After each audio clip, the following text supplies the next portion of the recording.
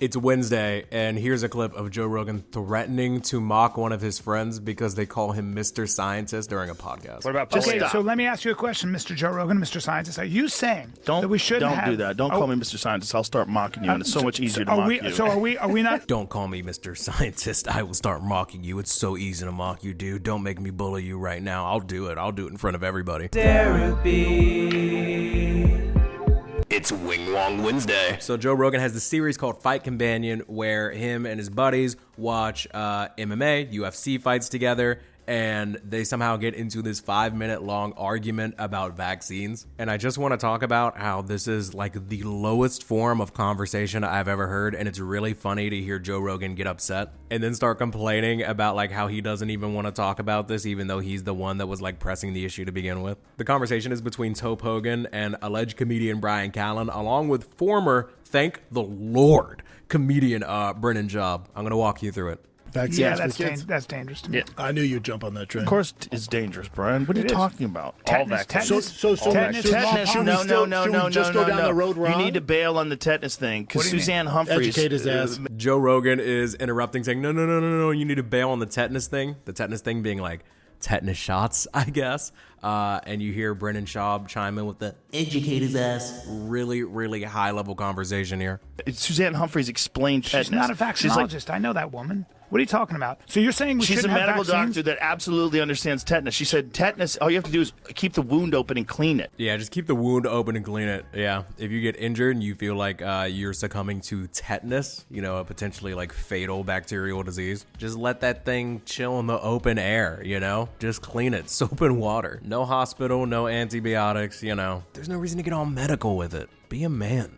Oh, that's such bullshit. It's not bullshit. God, it's not bullshit. Do you know how many people die of tetanus every year? Very few. You know how many people die of tetanus a year? Very few, okay? I mean, it's probably because they're vaccinated, but who cares? What about so let me ask you a question, Mr. Joe Rogan, Mr. Scientist. Are you saying... Uh-oh. Shouldn't have done that, brother.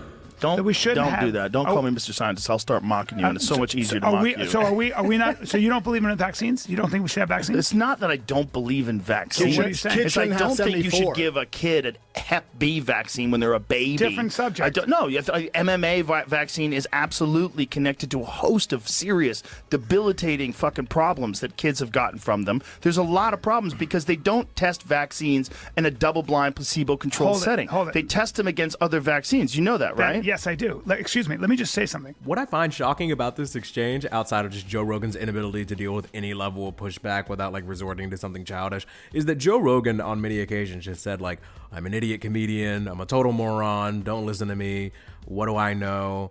Like, he said this on a podcast, he said this in stand-up specials, but here we are, back at it again. With the white mans? Why give these vaccines to your baby? I'm Joe Rogan, I be on Google. Yes, you're right. You can make the argument for Hep B. Here's why. Because the chances of a child coming in contact with the kind of activity that causes Hep B is different. So now sexually transmitted disease and needles. So now you say this. That chance is zero. The chance for vaccine injury with the Hep B is not zero. It's non-zero. Okay, so I understand that math. Okay, what I'm trying to say to you is that there are certain diseases. Pick up a history book. Smallpox.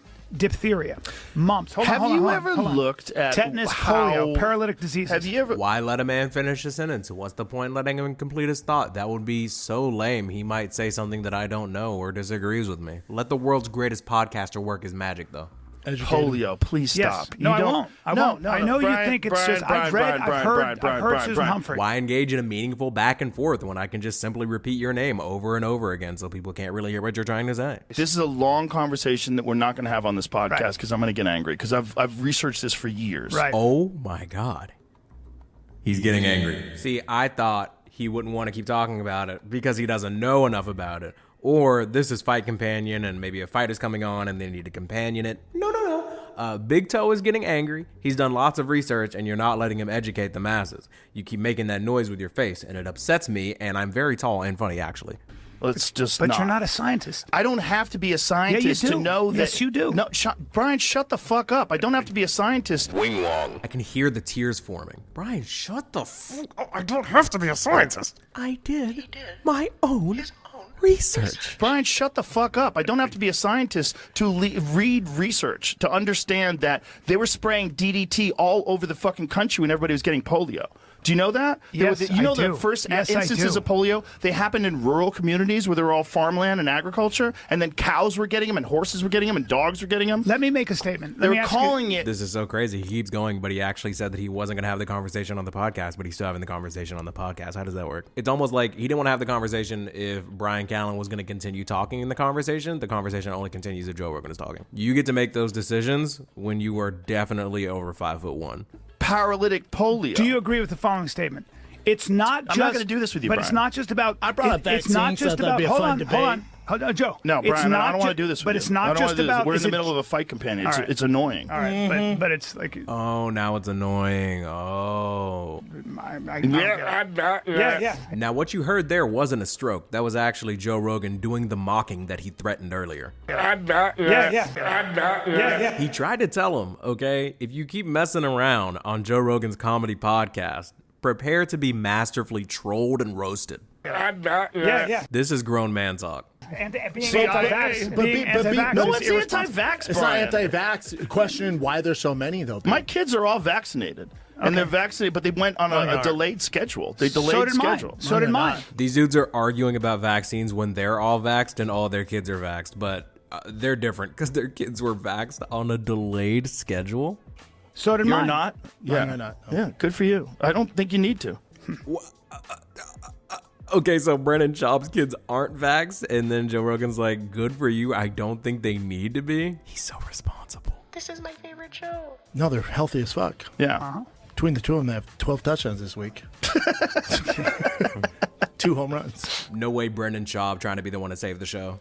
I think the problem is that the pharmaceutical drug companies have an exemption. Bro, I thought you said we were done talking about it and it was annoying. Just wanted to give you guys a quick update on what's going on at the Joe Rogan Experience. Even if there's no scientist or doctor on deck, you can still count on Bo Hogan in the year of our Lord 2025 to argue with his friends about the usefulness of vaccines. And if you push back a little bit too much, watch out, he will get angry and he will mock you. And he will tell you that he doesn't want to talk about it unless it's him talking about it. And personally, I just think that's wing-wong behavior, especially when the conversation started like this. I saved the best, and by best I mean worst, for last. What's causing all that? How come 1 in every 12 kids who's a boy in California has autism now? Because that's what's going on. That's what's going on in California, which has one of the strictest fucking vaccine policies. 1 in 12. Did I say vaccines cause autism?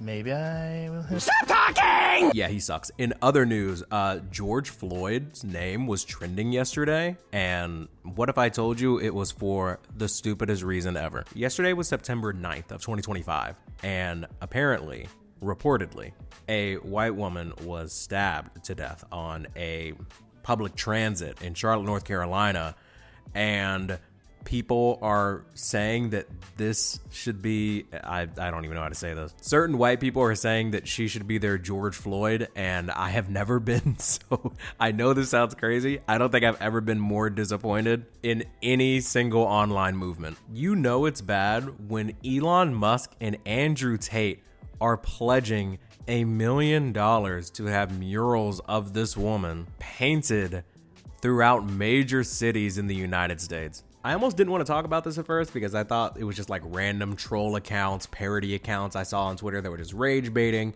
saying this incident reminds them of George Floyd and comparing them and saying he was an overdosing criminal, but she was a pure and innocent being. Like, it was so weird and nasty and obviously racist. I was like, I'm not even going to feed into this. But of course, the billionaire bird app owner Elon Musk is saying he's pledging $1 million to plaster the face of this woman around the country. And why? To like own the libs because George Floyd got murals. I wish I was making this up. After reposting screenshots calling news outlets anti-white racist, reposting videos and tweets about Black Lives Matter and property damage from 5 years ago, after signal boosting a Twitter account called The Rabbit Hole, sharing pages from George Floyd's autopsy, Elon was like, yeah, that's not enough. Let me throw $1 million USD at commissions to put this woman's face all over the country. No shot he's talked to this victim's family either. It actually takes dedication to be this level of wing-wong. The actual crime and violence committed against this woman is already horrible, but the way that some people are using it to spin the block on George Floyd, who has been gone for half a decade now, is actually sick. At MedGold on Twitter says, Irina Zarutsky's murder is infinitely more brutal to watch than George Floyd overdosing on fentanyl. There is no video of him doing fentanyl. The video they are referring to is a knee on his neck.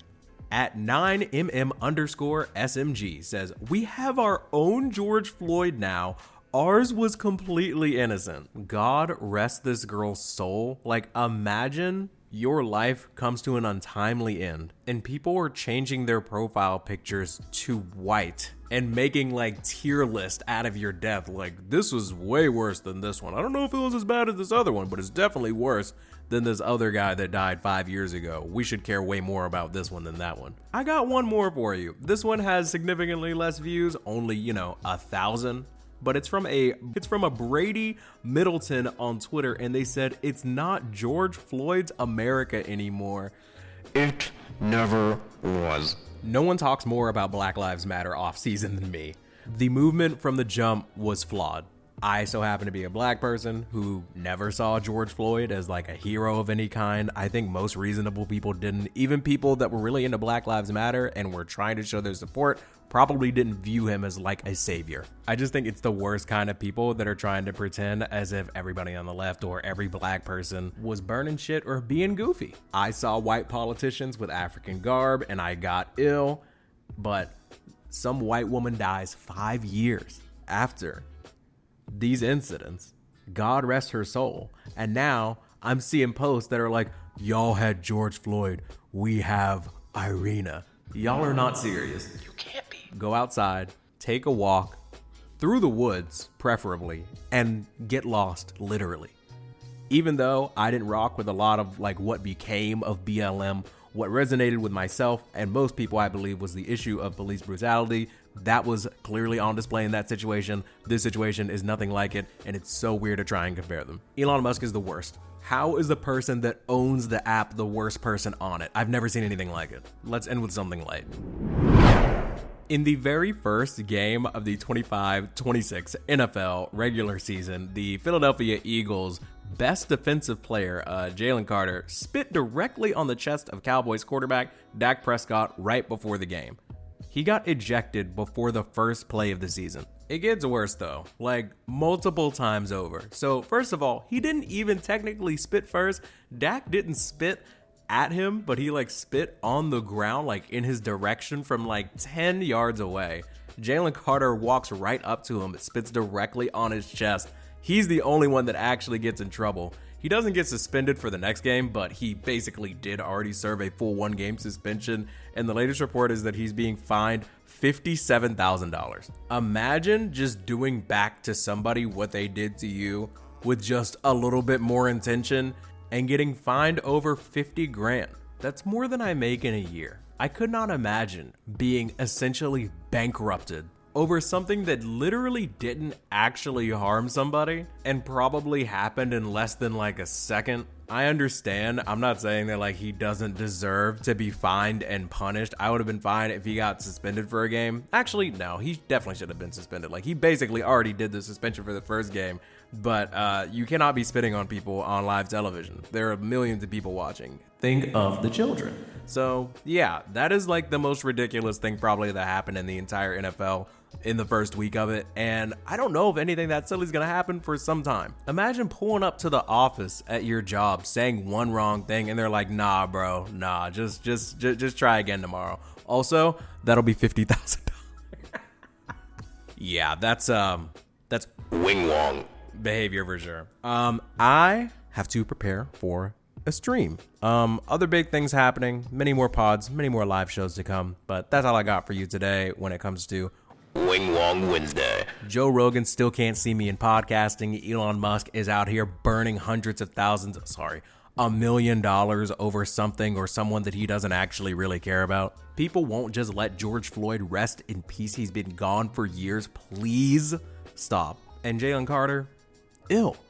Ugh. Stop that. Love you. Mean it. Spread the bread. Enjoy the outro. See you soon.